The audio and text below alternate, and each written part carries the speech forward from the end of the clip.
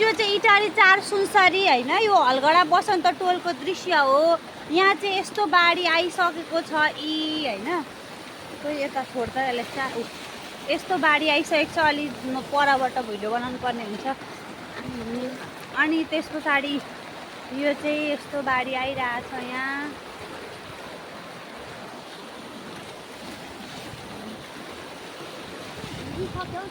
अनि यो हो हाम्रो घर। यो चाहिँ हाम्रो घर हो भने यो चाहिँ हाम्रो घर अगाडिको बाटोमा चाहिँ यस्तो भइसकेको छ है, यस्तो भइसकेको छ। अनि यो चाहिँ हाम्रो घर है, यो चाहिँ हाम्रो घरमा चाहिँ यस्तो भइसकेको छ। अनि हाम्रो बाबाले चाहिँ मोटर चाहिँ पानीमा डुब्न आँट्यो अरे, त्यही भएर ऊ त बनाउँदै हुन्छ यसरी। हाम्रो धारा चाहिँ यतिसम्म डुबिसकेको छ गाइज।